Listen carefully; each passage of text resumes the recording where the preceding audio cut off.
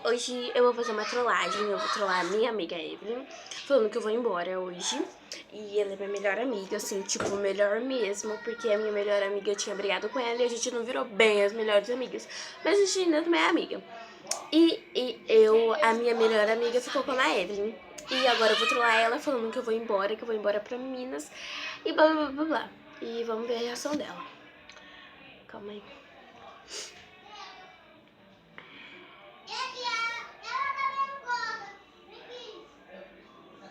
Ô, Evelyn.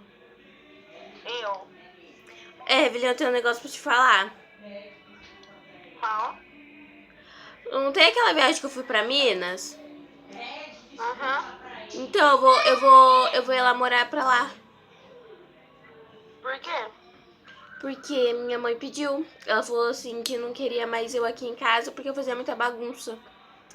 E eu tô arrumando minhas coisas aqui agora. Sério mesmo? Sério, Evelyn.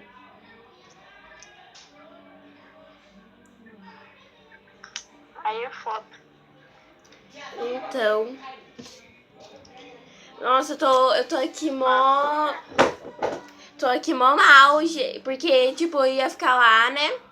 Agora que eu vou ter amizade com a Natália. Eu ia ficar lá agora com a Natália, né? Pensando que eu ia ficar com a Natália pra sempre. Ia ficar com você pra sempre, com a Emily, com meus amigos da sala.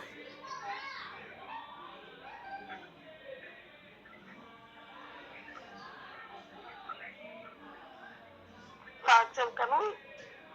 Então, mas daí vai foder minha vida. Porque a minha mãe Por quê? falou assim que não queria mais eu aqui dentro de casa. Ô, Ju, vai morar com sua avó? Ai, morar com a minha avó, a cidadezinha dela é cidadezinha de véio. Eu vou lá ficar com os véio? Sim. Melhor que nada. Não, nada a ver. Já fui pra lá